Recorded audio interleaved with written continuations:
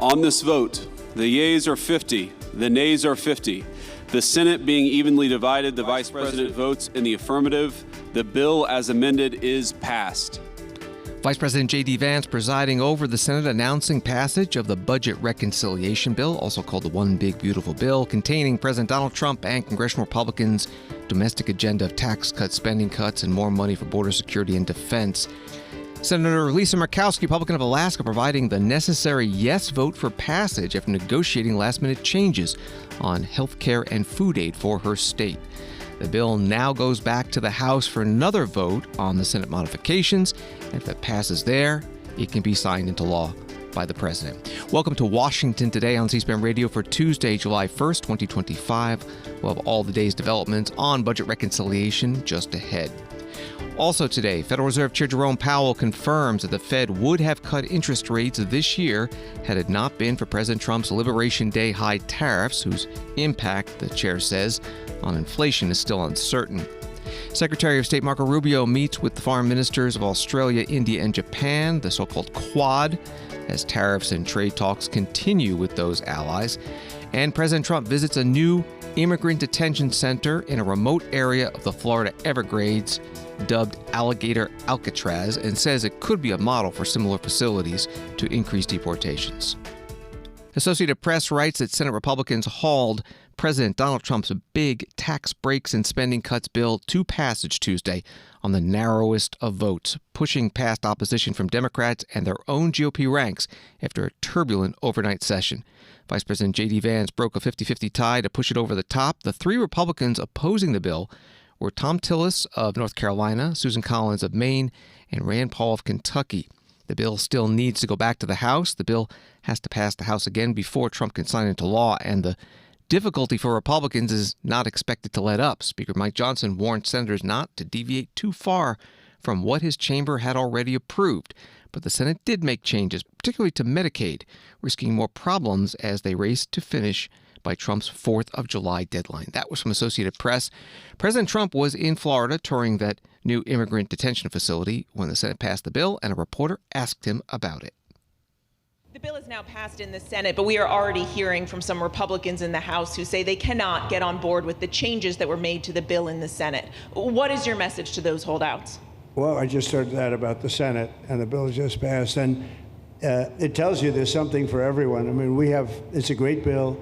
There is something for everyone, and I think it's going to go very nicely in the House. Actually, I think it will be easier in the House than it was in the Senate. And just to be clear, on the Medicaid cuts, you've promised not to cut Medicaid, said this is all just targeting waste, fraud, and abuse. Are you saying that the estimated 11.8 million people who could lose their health coverage, that is all waste, fraud, and abuse? No, I'm not saying that. I'm saying it's going to be a very much smaller number than that, and that number will be waste, fraud, and abuse. And if you look, they took a much more liberal stance on the Medicaid situation than they could have. They had a tough stance and a weak stance. They took not a very strong stance on that to start off, and it's waste, fraud, and abuse, and everybody wants that covered. What number is that? What analysis are you seeing? I'm not seeing a number, but I know it's much less than the number you gave. And we really were very, very cognizant of three things. Social Security, we're going to take care of it beautifully.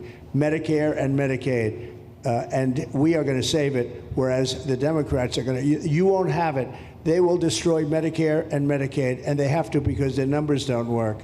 So it's not going to happen. They're the ones that have destroyed Medicare. They have made it so bad already, they're going to make it a lot worse. But now we'll be in charge, so we're going to have no problem with Medicaid or Medicare or Social Security. Thank you. President Donald Trump taking reporters' questions today in Florida. Senator Lisa Murkowski, Republican of Alaska, was the pivotal Republican vote, giving the barest margin of victory for the budget reconciliation bill in the Senate. Politico writes that Senator Murkowski made the agonizing decision to vote for Senate Republicans' version of the big, beautiful bill after winning key concessions on federal health and food aid programs for her state. Did I get everything I wanted? Absolutely not, Murkowski told reporters after the vote. But Murkowski touted changes she secured to the Supplemental Nutrition Assistance Program, SNAP, that would allow for greater flexibility, in her words, for Alaska and extra support for rural hospitals. That is going to be very key, she says. Senate Republicans also removed a controversial tax on solar and wind energy projects, a change Murkowski had pushed for. She also said she wanted to see President Donald Trump's 2017 tax cuts extended. I had to look on balance because the people in my state are the ones that I put first, Murkowski said. We do not have a perfect bill by any stretch of the imagination. My hope is that the House is going to look at this and recognize that we're not there yet. She is suggesting going to a conference between the House and Senate. Reporting from Politico, NBC News reporter Ryan Nobles posted a 2-minute video of a one-on-one interview he did with Senator Murkowski after the Senate vote. Senator Paul said that that your vote was a bailout for Alaska at the expense of the rest of the country. Oh my God. That's what Senator Paul said. This one was easy. Senator, we've got the. I didn't say it, ma'am. I'm just asking for your response. My response is I have an obligation to the people of the state of Alaska. And I live up to that every single day. I fight for my state's interests, and I make sure that Alaskans are understood. I work hard to take care of a state that has more unique situations, more unique people, and it's just different. And so when people suggest that federal dollars go to one of our 50 states in a, quote, bailout, I find that offensive. I advocated for my state's interests.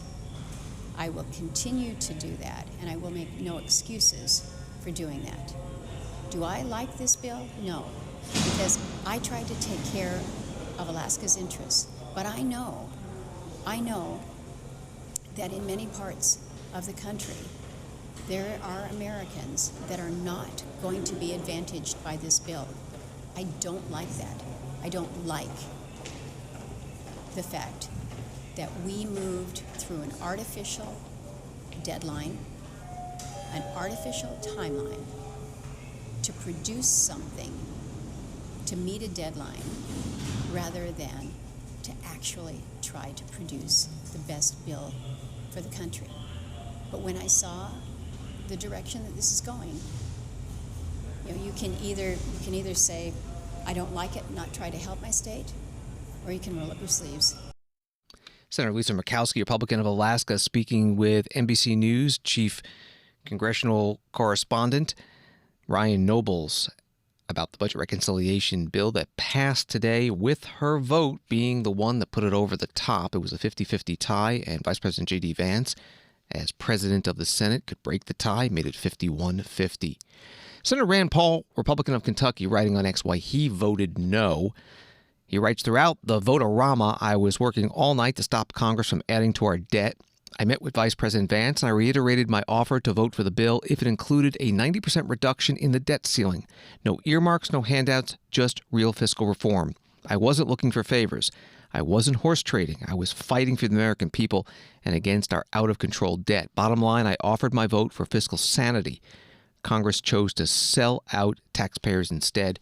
Only once the bill is released, we will know what the true price was. Another no on the Republican side, Susan Collins of Maine. She wrote on X, I strongly support extending the tax relief for families and small businesses. My vote against this bill stems primarily from the harmful impact it will have on Medicaid, affecting low-income families and rural health care providers like our hospitals and nursing homes. The Senate Majority Leader John Thune, Republican of South Dakota, spoke on the Senate floor after passage. Mr. President, it's been a long road to get to today. More than a year ago, groups of Republican senators and staff began meeting to lay the groundwork for extending tax relief for hardworking Americans if we were given the opportunity. Mr. President, voters gave us that opportunity. And since we took office in January, Republicans have been laser-focused on achieving the bill before us today. And now we're here, passing legislation that will permanently extend tax relief for hardworking Americans. Mr. President, that will spur economic growth and more jobs and opportunities for American workers. that will rebuild our military, secure our borders, unleash American energy, and cut waste, fraud, and abuse in federal programs. With this legislation, we're fulfilling the mandate we were entrusted with last November and setting our country and the American people up to be safer, stronger, and more prosperous. Mr. President, no bill of this size comes together without a lot of very hard work. And I want to thank the committee members and the chairman who've worked for so long on this legislation. I also want to thank the committee staff and the leadership staff and the member staff who have put an incredible number of hours in putting this bill together. None of us would be where we are without our staffs. And nowhere in this is this more true than on this bill, which would not have come together without a lot of very late nights and early mornings and long afternoons of tireless work from staffers. And I hope, Mr. President, that they take pride today in what they've helped achieve for the American people. Mr. President, I also want to thank all the individuals who keep the Senate floor running and who worked overtime this weekend during consideration of the bill. That includes the cloakroom staff, the clerks, the doorkeepers, the Capitol Police, and the pages who stayed past the end of their session to help out. I am very, very grateful to all of you. And with that, Mr. President, I hope everyone manages to get some sleep. And I look forward to the House taking up and passing this historic legislation and getting it to the President's desk. Senate Majority Leader John Thune, Republican from South Dakota, on the Senate floor after passage today of that budget reconciliation bill, the one big beautiful bill. The Senate Minority Leader Chuck Schumer, Democrat from New York, held a news conference on why all senators in the Senate Democratic caucus voted no. When people start losing their Medicaid, when they start losing their jobs, when their electric bills go up, when their premiums go up, when kids and parents lose SNAP funding, the people of America will remember this vote. The American people will remember the Republican betrayal, and Americans will pay the price for this perfidy for generations. Generations. So we Democrats fought very, very hard. We won a remarkable number of cases with the parliamentarian over and over and over again. We broke through with the American people who, by a 2-to-1 margin, don't like this bill. And because of our relentless focusing on a simple, unified message, billionaires win, families lose, that the Republicans are taking away your health care to give a tax break to billionaires, it has sunk in with the American people, and it will remain. And our battle is not over.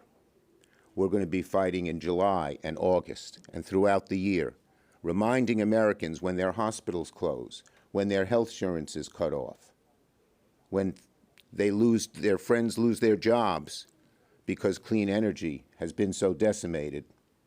They'll remember. They'll remember. We will make sure of that.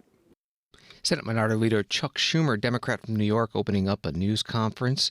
He took reporters' questions as well about what's in the bill and what's not. Why did you strike the name One Big Beautiful Bill? And is it your hope that it irritates President Trump? I didn't even think of President Trump. I thought of the truth. This is not a beautiful bill. Anyone who loses their health insurance doesn't think it's beautiful. Any worker in clean energy industry who loses their job does not think it's beautiful. Any mom who can't feed her kid on $5 a day doesn't think it's beautiful. We wanted the American people to know the truth. Yes. I just spoke with Dan Sullivan, and he said that the Republicans tried 4 times to get the FMAP for Alaska, the special FMAP for Alaska through the parliamentarian. It was rejected 4 times, and he said that they doubled the rural hospital fund. Can you walk through that process? Yeah, the rural hospital fund is a fig leaf. It's putting a Band-Aid on an amputation. $50 billion when $1 trillion is cut in health care? Give me a break. They know it.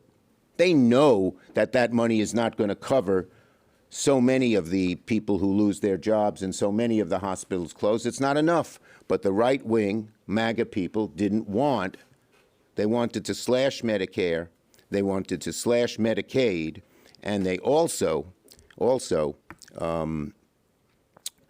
were unwilling to do what the more mainstream people want. So they came up with this fig leaf. It's not going to work. The American Hospital Association, who runs the hospitals, came out against it because they thought it was a fake. Could you talk a little bit more about Well, let me go to other people.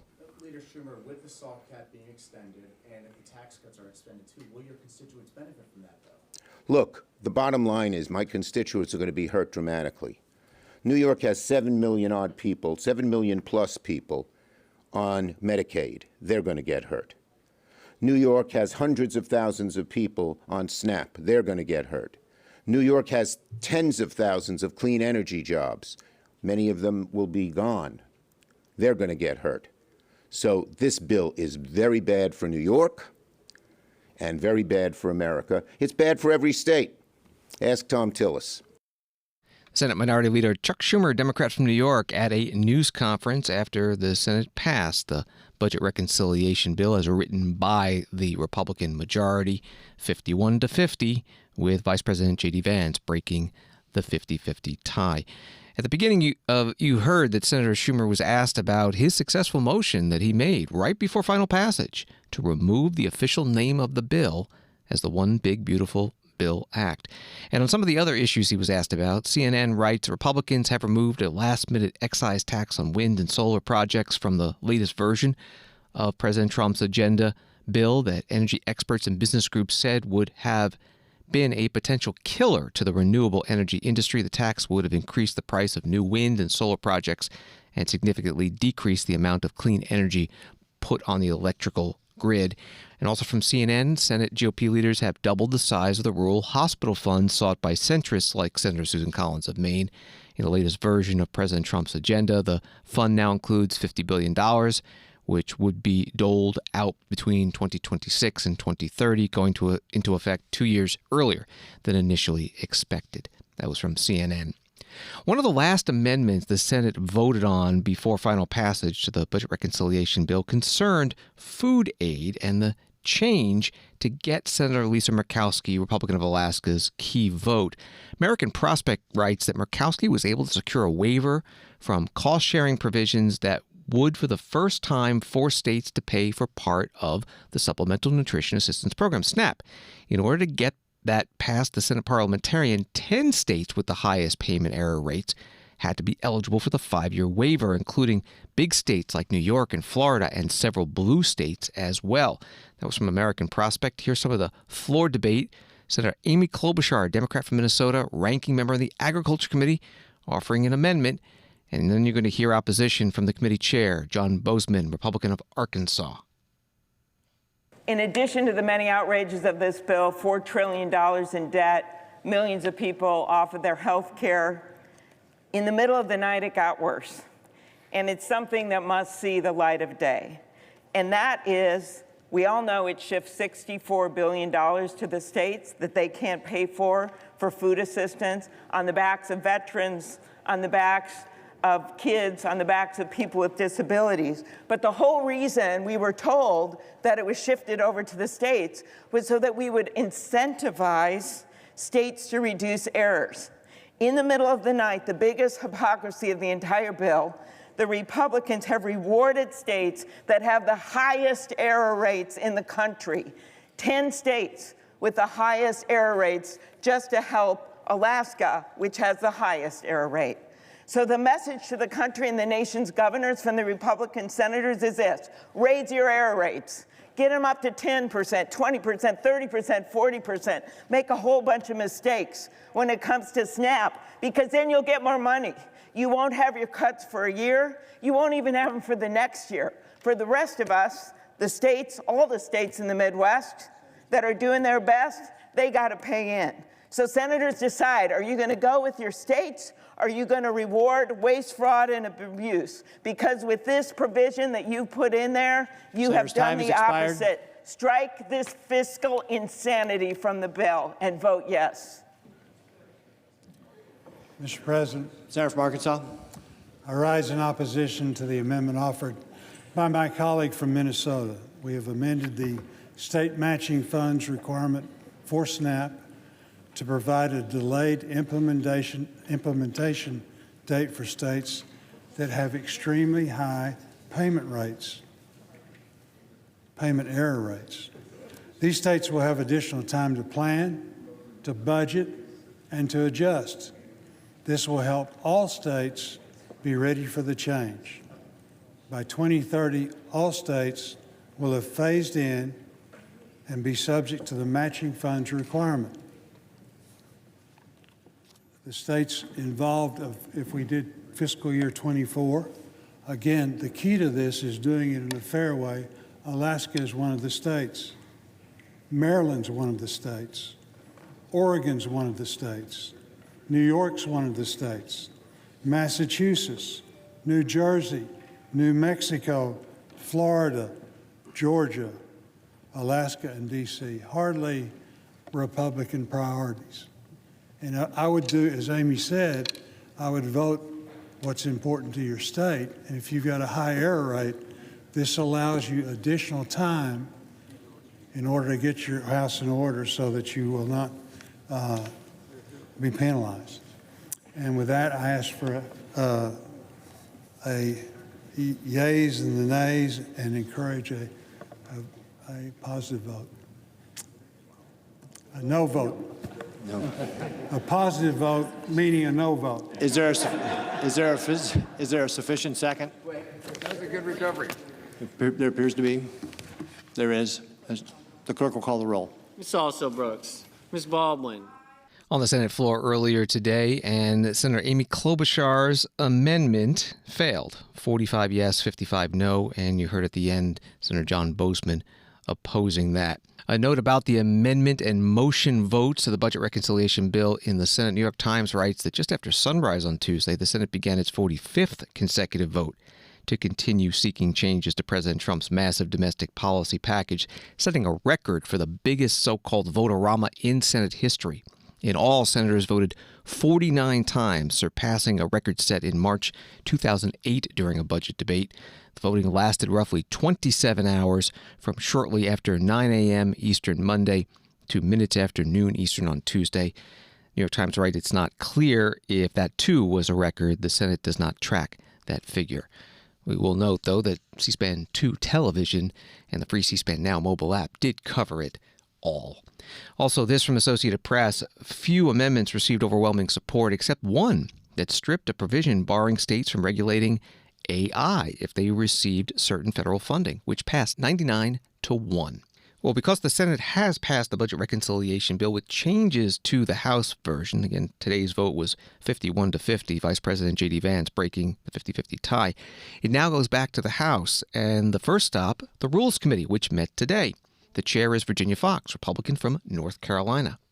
Today, the Rules Committee is convening to consider a single measure, the Senate amendment to H.R. 1, the One Big Beautiful Bill Act.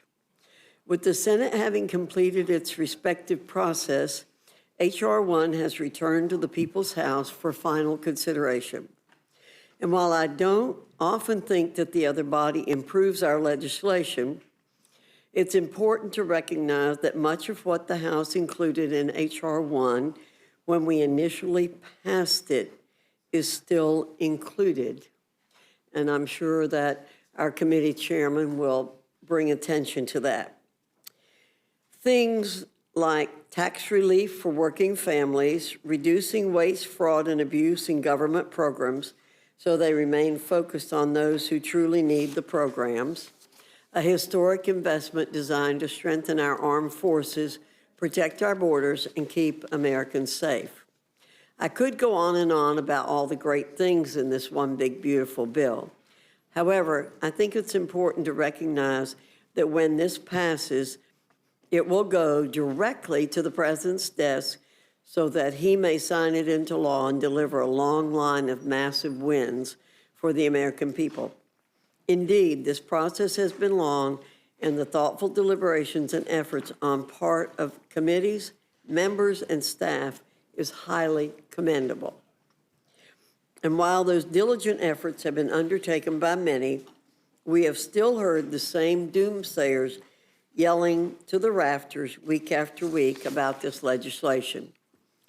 Each week, they head back to the rhetorical trough, select a new inflammatory claim, and broadcast it feverishly to the masses as if the threat of the sky falling is imminent. For the record, the sky is not falling.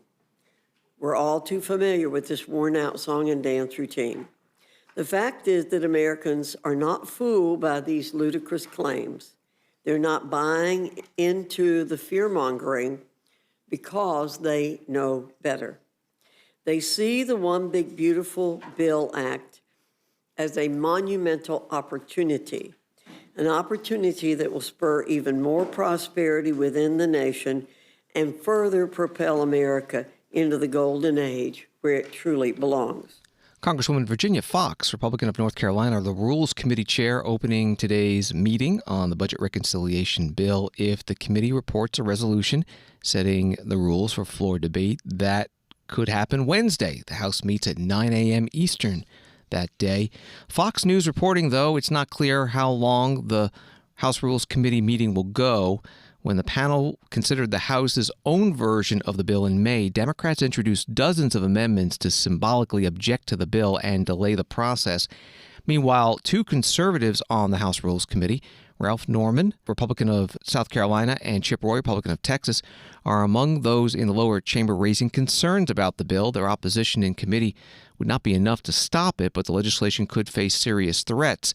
House-wide, where just 4 GOP no votes would be enough to sink the bill. House Democratic leader Hakeem Jeffries of New York held a news conference today talking about his party's opposition to this bill and what they're prepared to do to try to stop it. Thank you, Mr. Leader. The bill that the Senate is sending back is far more conservative than the bill that House Republicans passed before Memorial Day. What's your reaction to some of the provisions? You already disliked them in the House version. What's your reaction to the bill becoming more conservative as it returns back to the House for you all to try to defend against it?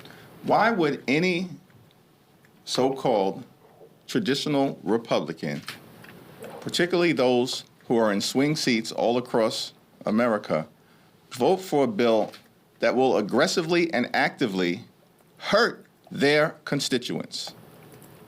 Senate Republican bill that's been sent back over to the House doesn't make anything better in an already flawed bill that emerged in late May from the House of Representatives and limped over to the Senate by a single vote. Why would anyone who claims to be concerned about protecting their constituents from these devastating Medicaid and health care cuts vote for Donald Trump's one big ugly bill? It's perplexing, and we're going to make this case strongly before the Rules Committee and on the floor of the House of Representatives.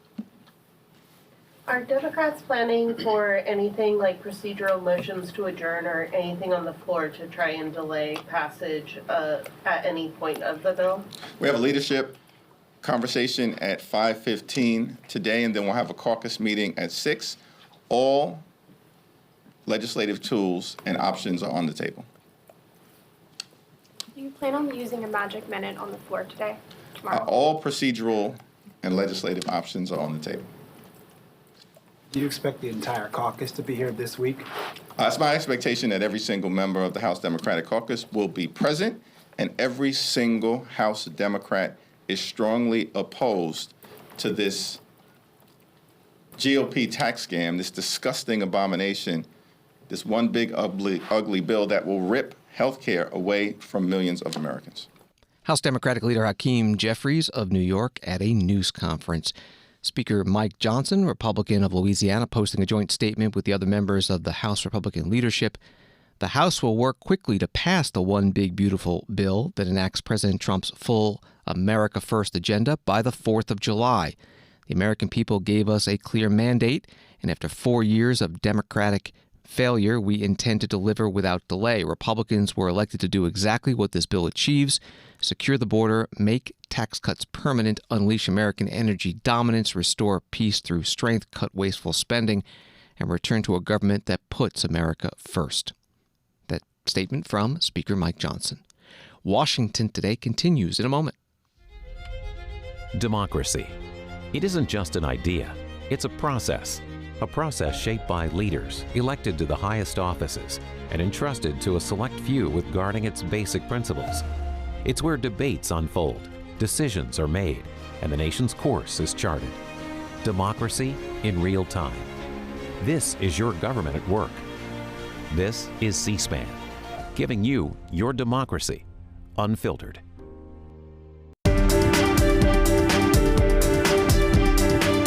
Welcome back to Washington Today, available as a podcast on the free C-SPAN Now mobile app and wherever you get your podcasts.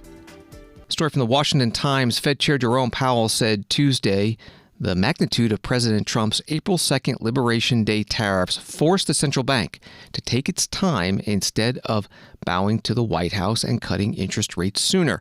Mr. Powell pointed to Mr. Trump's moves during a panel discussion at the European Central Bank's retreat in Portugal. The Fed in June kept the benchmark interest rate at 4.25% to 4.5%, infuriating Mr. Trump, who say rates should be 2 to 3 points lower. That was from the Washington Times. Here's the Fed chair. I guess I would start, if I may, by saying that the U.S. economy is in a pretty good position. Inflation has come down close to 2%. We're at 2.3 headline, 2.7 core. The unemployment rate is at 4.2%, so we're healthy overall. If you ignore the tariffs for a second, inflation is behaving pretty much exactly as we have expected and hoped that it would. We haven't seen effects much yet from tariffs, and we didn't expect to by now. We've always said that the timing, amount, and persistence of the inflation would be highly uncertain, and it's certainly improved that. So we're watching. We expect to see over the summer some readings, higher readings, but we're prepared to learn that it can be higher or lower or later or sooner than we'd expected. But Chair, would the Fed have cut more by now if it weren't for the tariffs? So I think that's right. In effect, we went on hold when we saw the size of the tariffs and essentially all inflation forecasts for the United States went up materially as a consequence of the tariffs. So we didn't overreact. In fact, we didn't react at all. We're simply taking some time. As long as the U.S. economy is in solid shape, we think the prudent thing to do is to wait and learn more and see what those effects might be. And again, they haven't really shown up. So for now, we're waiting. The Federal Reserve Chair Jerome Powell on a panel with the heads of the central banks of the European Union, Great Britain, Japan, and South Korea at a European Central Bank conference in Portugal. On Monday, President Trump sent Chair Powell a note that read in part, "Jerome, you are, as usual, too late. You have cost the USA a fortune and continue to do so. You should lower the rate by a lot." Chair Powell and European Central Bank Chair Christine Lagarde were asked today about President Trump's criticism. Chair Powell, how do you think we'll look back on 2025? So you're asking me how we're going to look back on 2025? Yeah, how will historians look back on this year? Is it pivotal? It's clearly an important year. There's a lot going on, with trade, and I'm hopeful that we'll look back on it as a year where we successfully challenged some significant economic changes, and our job is to make sure that is the case.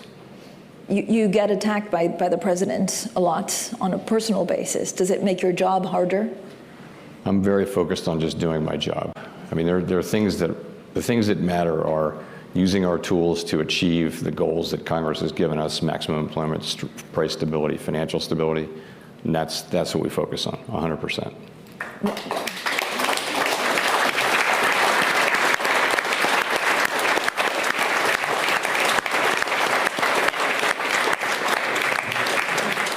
Madame Lagarde, if you were in the same position as Chair Powell, would you do anything differently?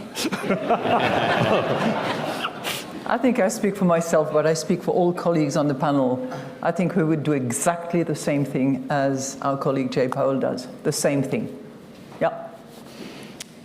Right? Yes.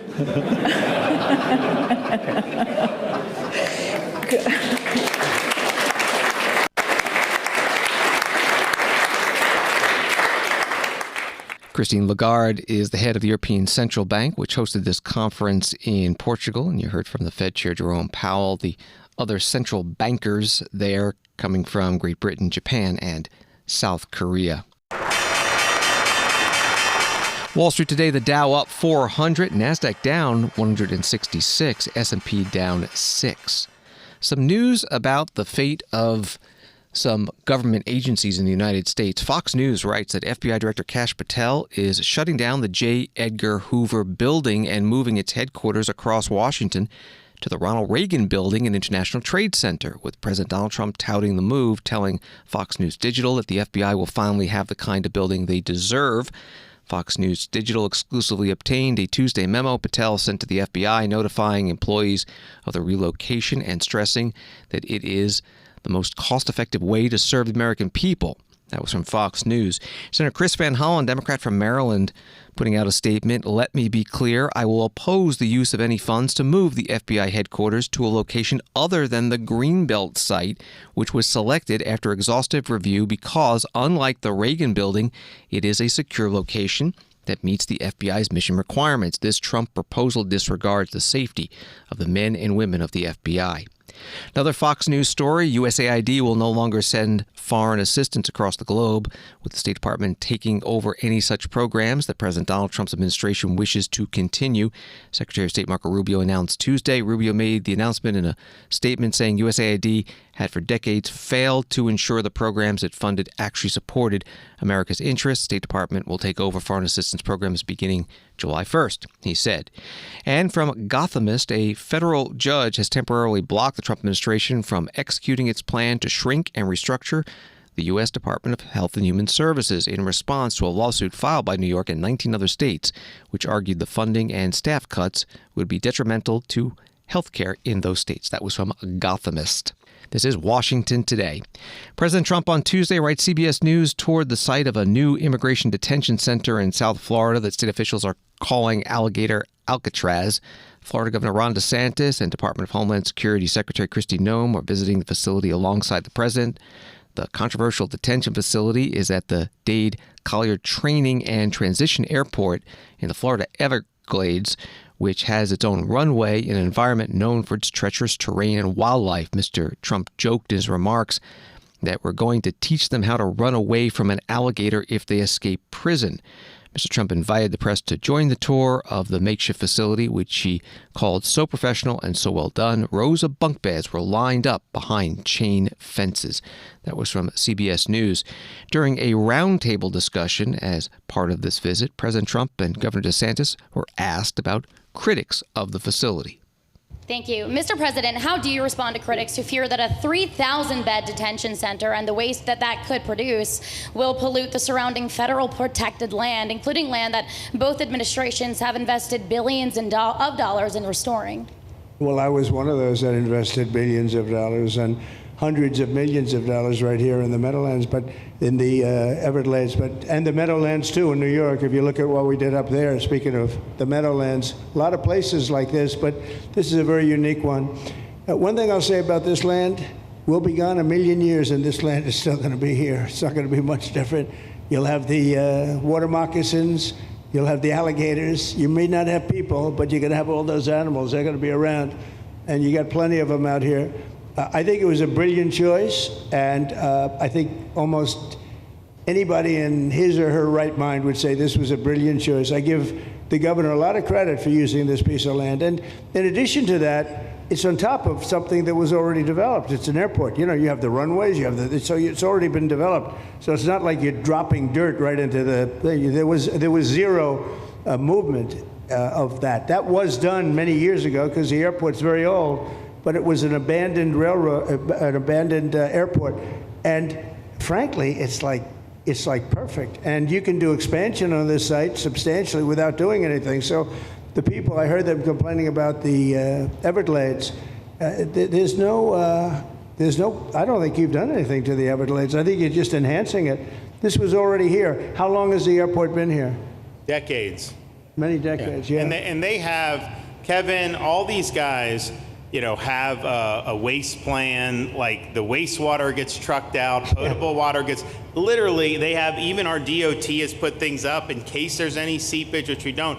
So you are literally doing this on concrete that's already here. So I don't think those are valid and even good faith criticisms, because it's not going to impact the Everglades at all. President's been a champion, we've been a champion, really changed the game in Florida on it. I think it's just people don't want to see illegal immigrants deported, and that's their ideology, and they have a right to that.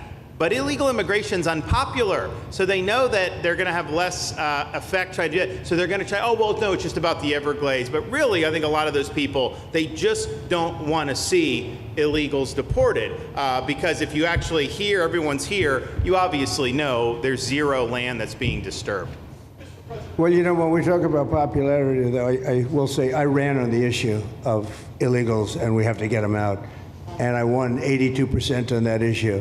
So I think that they may not like certain aspects of it, but ultimately they do not want them in their country. And if this is a part of a use, but I think from an environmental standpoint, it's incredible. In fact, when we landed that very big, heavy plane today, they came out and checked it fairly. I think they want the president to be able to land on a piece of concrete that's not going to go 6 feet underground. And they checked it. They came back and they said, this thing is really solid. So it's been there a long time. It's going to be here a long time. And it was a great choice of a site. Thank you.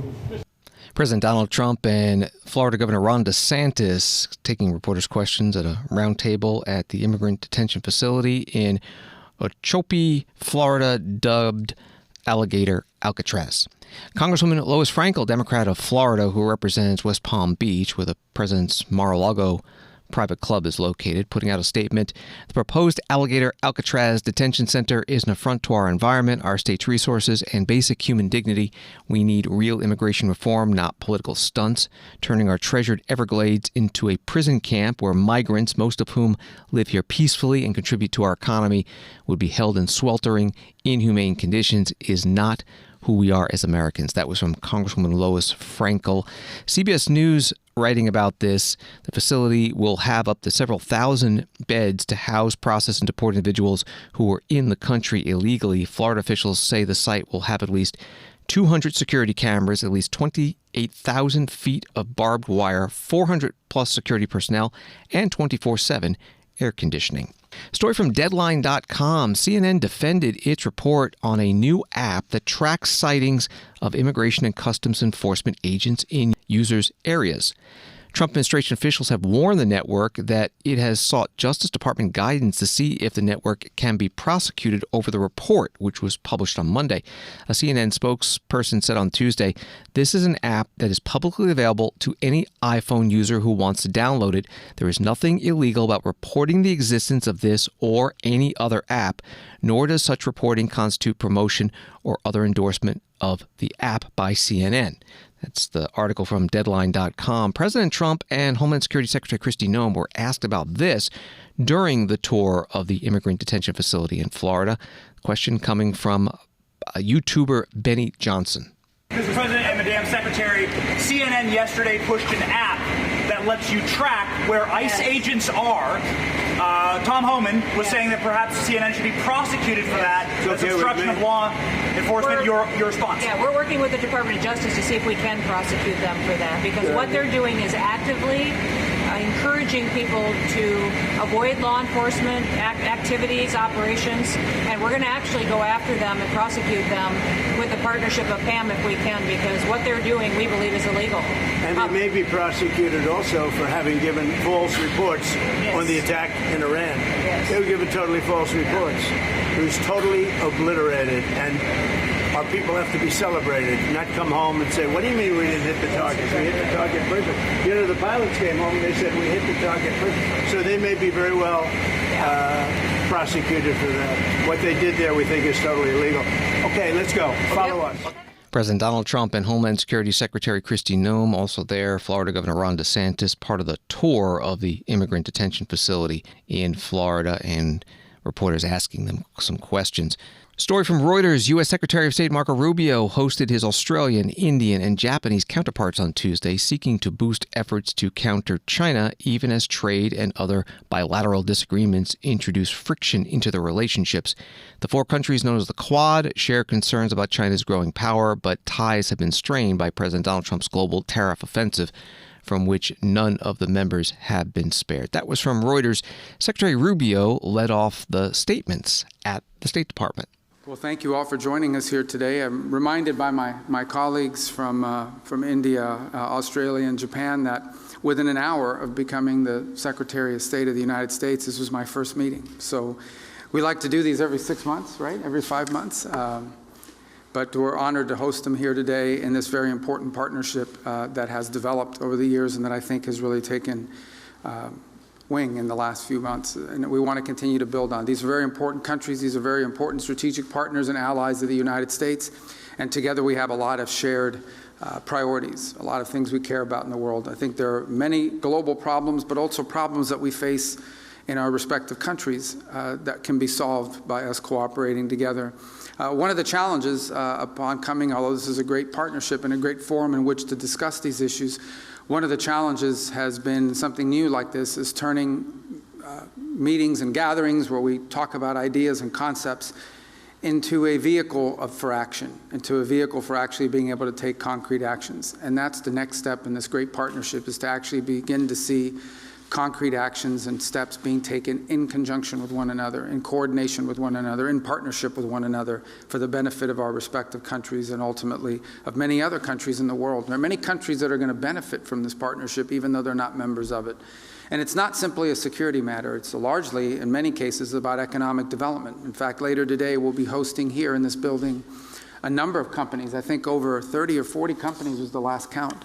Representing all four of our countries, companies that are doing businesses in these countries or who are domiciled in these countries and who are going to be visiting here to talk about things we can work together on. And there are many topics that we can work on and focus on. One that I've personally been very focused on is diversifying the global supply chain of critical minerals, not just access to the raw material, but also access to the ability to process and refine it to usable material. It's critical for all technologies and for all industries across the board. And so having a diverse and reliable global supply chain of these is just one example of many that we can focus on and build upon and achieve some real progress on.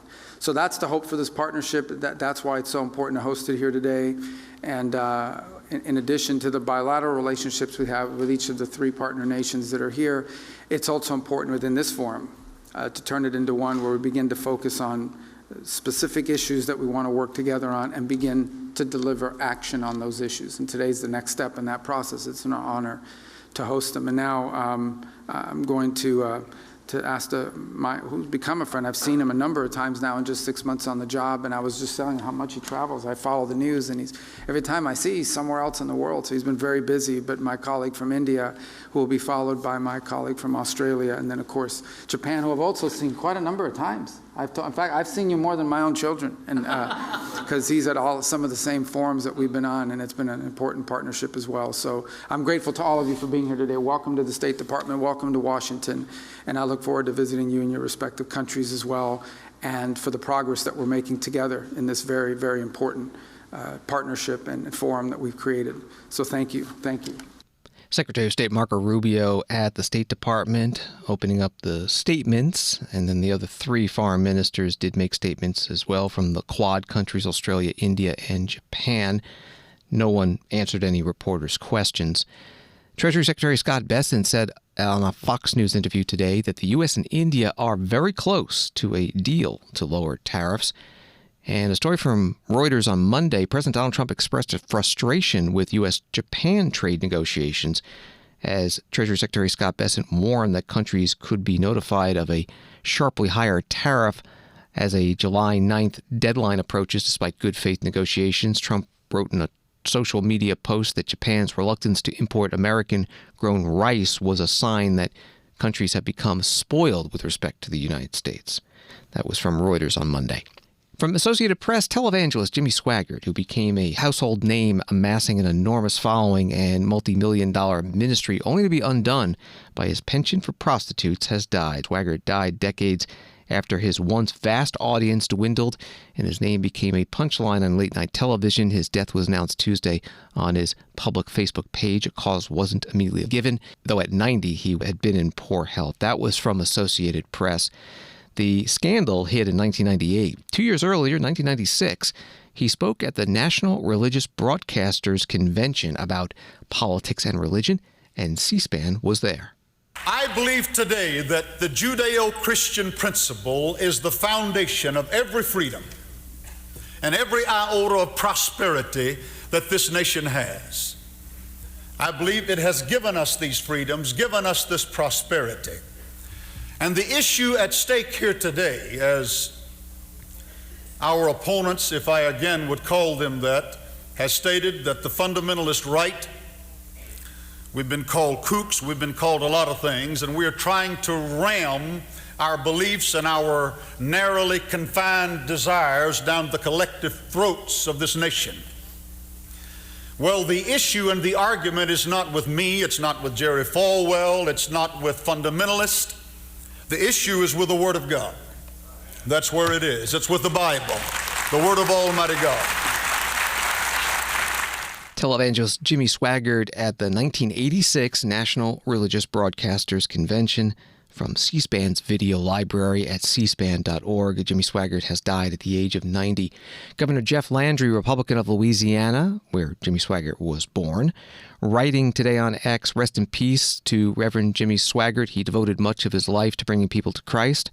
Our prayers go out to the Swaggart family during this difficult time."